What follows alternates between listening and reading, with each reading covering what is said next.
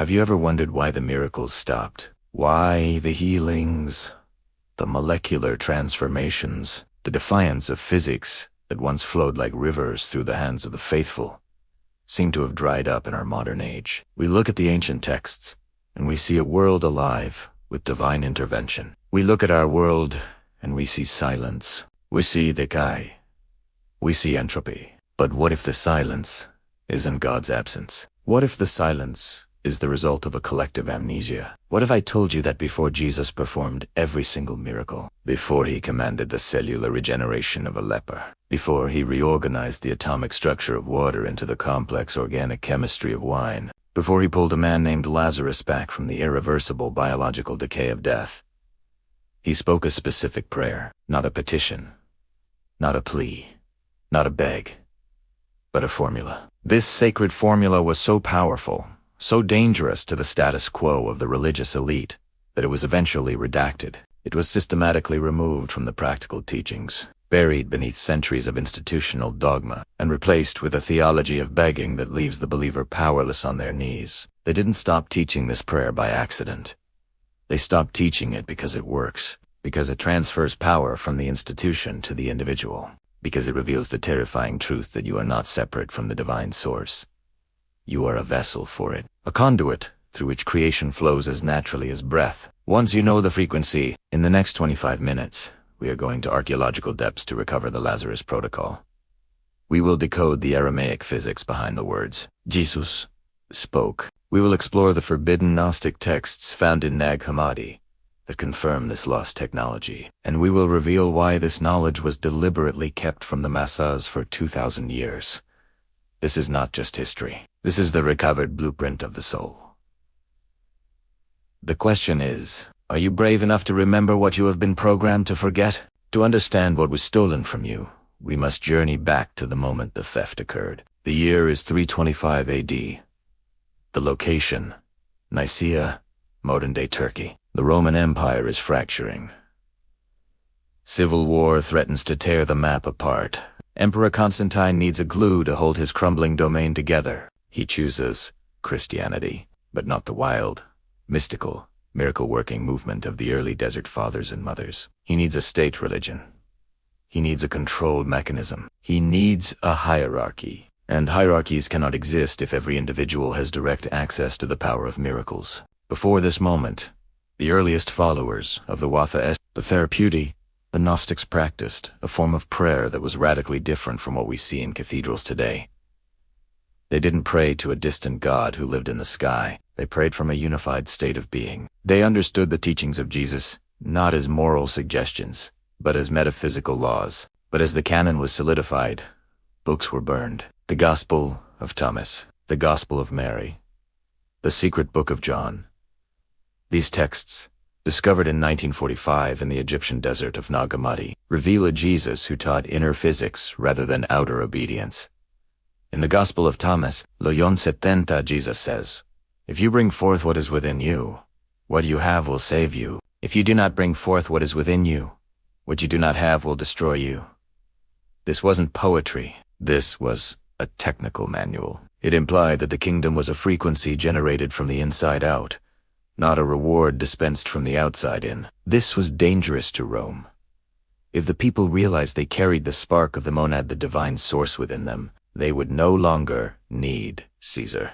They would no longer need the high priest. They would be ungovernable. So, the technology of I am was replaced with the theology of I hope.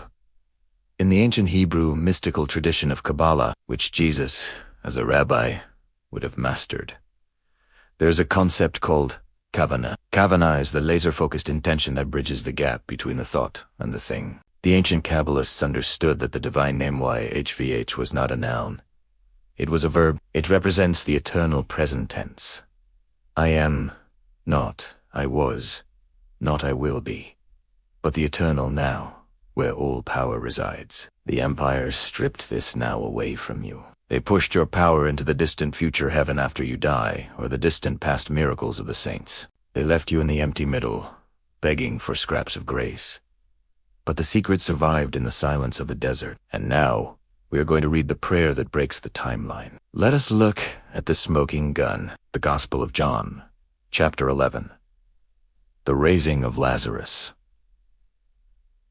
This is the apex miracle, reversing entropy, undoing biological death. Lazarus has been dead for 4 days. Tetatos, by Jewish tradition, the soul has left. The body is decomposing. The smell is unbearable. Before Jesus calls Lazarus out, before the kinetic energy hits the corpse, Jesus prays. But pay close attention. He does not ask God to do it. He does not plead. He says, "Father, I thank you that you have heard me. I knew that you always hear me, but I said this for the benefit of the people standing here." Did you catch the anomaly? I thank you that you have heard me. Past tense. The miracle hasn't happened yet. Lazarus is still dead in the cave. The smell of decay is still in the air. The stone has just been rolled away. Yet, Jesus speaks as if the event is already a historical fact. He's not asking for a future outcome. He is acknowledging a present reality that is simply hidden from the eyes of the uninitiated. We must go deeper into the Aramaic, the language Jesus actually spoke. When he says Father, the word is Ab. We translate this as Father, evoking a human male figure with a beard. But Abwoon is far more cosmic. It comes from the root Ab, meaning source or progenitor, and woon, meaning movement, vibration, or breath. A better translation would be Thou, from whom the breath of life comes, or the birther of the cosmos. Jesus is tuning into the unified field by saying, "Thank you that you have heard me." Jesus is utilizing a spiritual technology known in the prophetic schools as the prophetic perfect. He is collapsing the timeline. In the quantum field, or what the Kabbalists call the Ein Sof, the infinite, there is no time. Everything exists in an eternal now. The solution exists simultaneously with the problem. The healing exists simultaneously with the sickness. The resurrection exists simultaneously with the death. Jesus did not fix the problem. He chose a different timeline. He entered this state of completion. He felt the gratitude of the miracle before the sensory evidence appeared. This is the secret formula they hid from you. Unity, consciousness, plus gratitude, plus past tense, equals manifestation. Most of us pray from the frequency of lack. God, please heal him. Translation: He is sick, and I am afraid. The universe reflects the frequency of fear back to you as more sickness. Jesus prayed from the frequency of abundance. Thank you that he is alive. Translation: I see the reality where he is whole. The universe reflects that wholeness into the material plane. He collapsed the wave of potential into the particle of matter through the gravitational pull of gratitude. For 2,000 years, this was called mystery. Today, we call it physics. Isa, the mystical sect that likely trained Jesus during his lost years, practiced what they called feeling. Prayer.